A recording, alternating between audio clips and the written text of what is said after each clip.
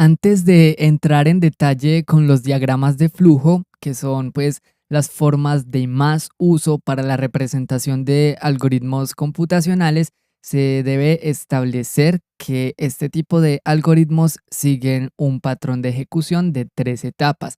En la etapa de la entrada tenemos pues que le proporcionamos nosotros al algoritmo los datos que se poseen del problema y que son necesarios para su solución.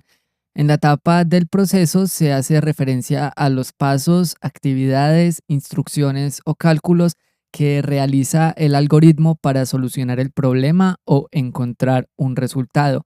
Generalmente en esta etapa se transforman los datos de entrada en resultados de salida.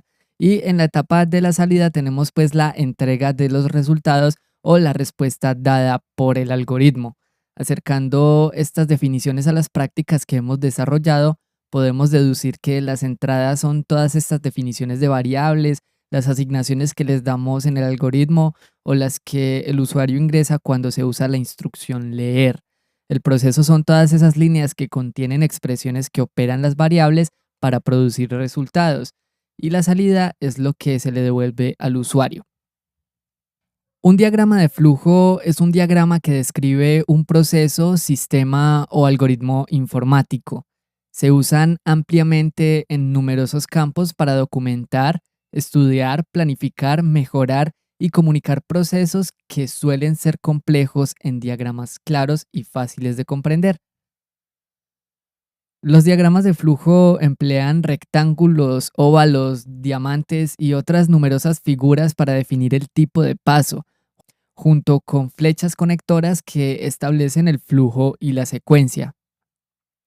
Pueden variar desde diagramas simples y dibujados a mano hasta diagramas exhaustivos creados por computadora que describen múltiples pasos y rutas.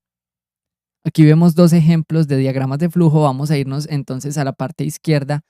Tenemos entonces un problema con una lámpara que no funciona. Entonces tenemos aquí la inicialización de nuestro diagrama de flujo y la finalización de este.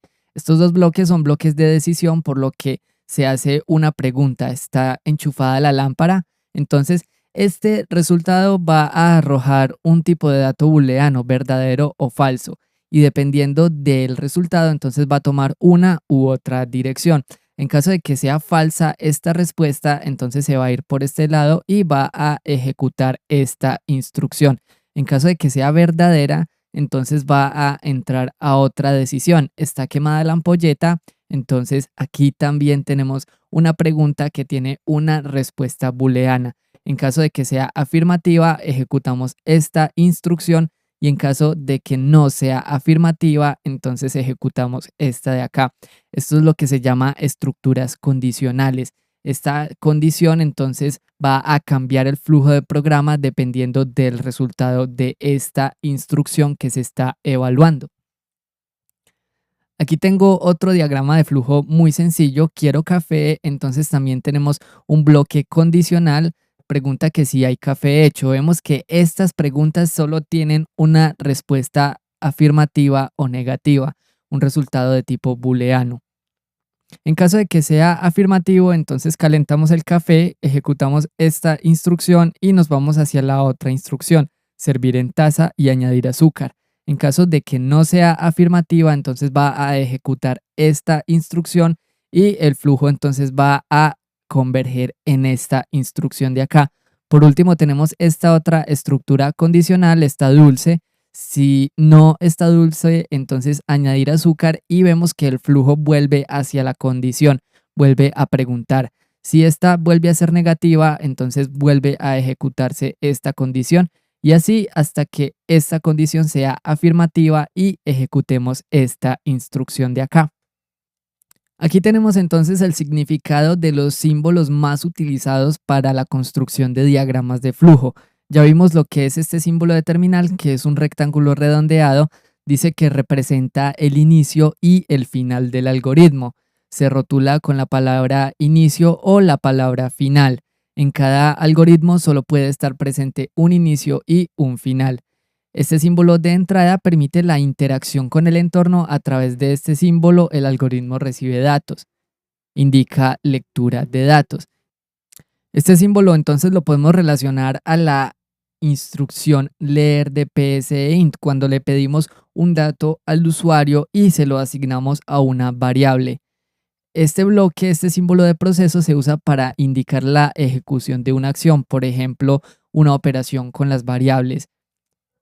El símbolo de salida tiene esta forma, aunque en algunos casos los diagramas de flujo tienen otra simbología un poco distinta.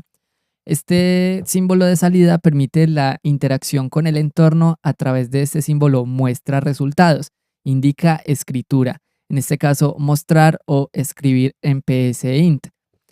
Este símbolo de decisión es el símbolo condicional que nosotros vimos en la diapositiva anterior. Indica una toma de decisiones.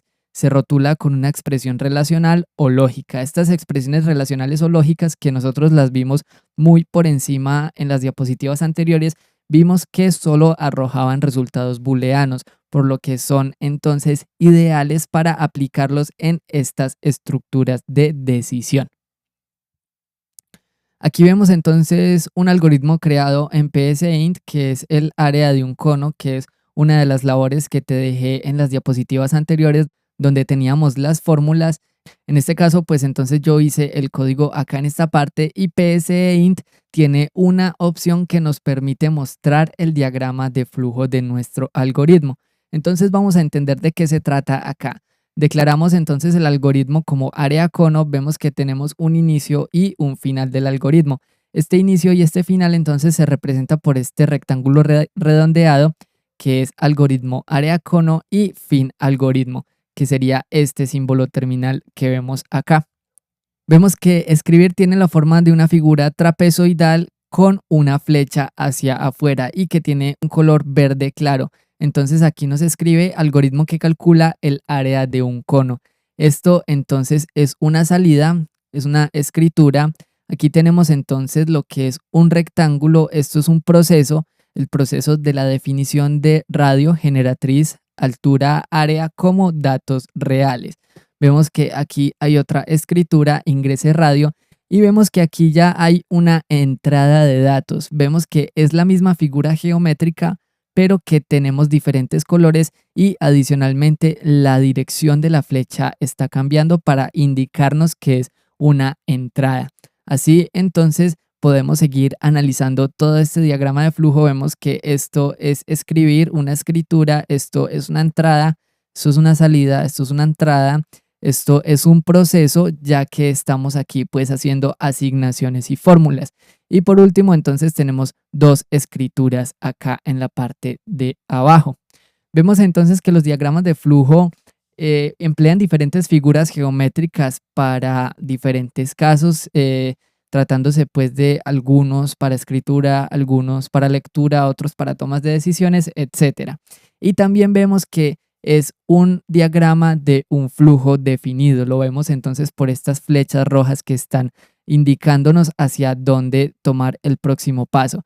Entonces, eso es lo que es un diagrama de flujo, eso es lo que es un algoritmo, una secuencia de pasos definidos y finitos que me van a permitir resolver un problema. El pseudocódigo es una forma de expresar los distintos pasos que va a realizar un programa de la forma más parecida a un lenguaje de programación.